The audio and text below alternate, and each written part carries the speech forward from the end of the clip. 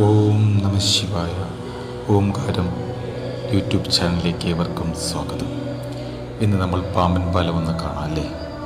പാമ്പൻ ദ്വീപിലെ രാമേശ്വരത്തെക്കുറിച്ചൊന്ന് നമുക്ക് കടന്നു ചെല്ലാം. പാമ്പൻ പാലം രാമേശ്വരം പട്ടണത്തെയും ഇന്ത്യയുടെ പ്രധാന ഭൂപ്രദേശമായ മണ്ഡപത്തെയും ബന്ധിപ്പിക്കുന്ന ഒരു റെയിൽ പാലമായിരുന്നു പാമ്പൻ പാലം. 1914 ഫെബ്രുവരി 24 തുറന്ന് ഇന്ത്യയിലെ ആദ്യത്തെ കടൽ പാലമായിരുന്നു പാമ്പൻ പാലം. 2010 ഭദ്ര വർലി കടൽ ലിങ്ക് തുറക്കുന്നതുവരെ ഇന്ത്യയിലെ ഏറ്റവും നീളം കൂടിയ കടൽ പാലമായിരുന്നു ഇത്. ഇരട്ട ലീഫ് ബാസ്ക്യൂൾ ഭാഗമുള്ള കോൺക്രീറ്റ് തൂണുകളിൽ മധ്യഭാഗത്തിനായി സ്ഥാപിച്ചിരുന്ന ഒരു പരമ്പരാഗത പാലമായിരുന്നു ഇത്. കപ്പലുകൾക്കും ബാർജുകൾക്കും കടന്നു പോകാൻ ഇത് ഉയർത്താമായിരുന്നു.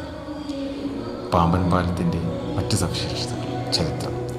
1988 റെയിൽവേ പാലത്തിന് സമാന്തരമായി റോഡ് പാലം നിർമ്മിക്കുന്നതുവരെ രാമേശ്വരത്തെ ഇന്ത്യയുടെ പ്രധാന ഭൂപ്രദേശവുമായി ബന്ധിപ്പിച്ചിരുന്ന ഒരേയൊരു ഉപരിതല ഗതാഗത ലിങ്ക് പാമ്പൻ പാലമായിരുന്നു. 2020 നിലവിലുള്ള പാലത്തിന് സമീപം ഒരു പുതിയ പാലത്തിന് നിർമ്മാണം ആരംഭിച്ചു. അതൊടുവിൽ നിലവിലുള്ള പാലത്തിന് പകരമായി പദ്ധതിയിട്ടിരുന്നു. 2022 ഡിസംബറിൽ ബാസ്ക്യൂൾ ഭാഗം തുറമ്പെടുത്ത് ഗണ്യമായ ദുർബലത്തിനാൽ പാലത്തിലൂടെയുള്ള റെയിൽവേ ഗതാഗതം ശാശ്വതമായി നിർത്തിവെച്ചു.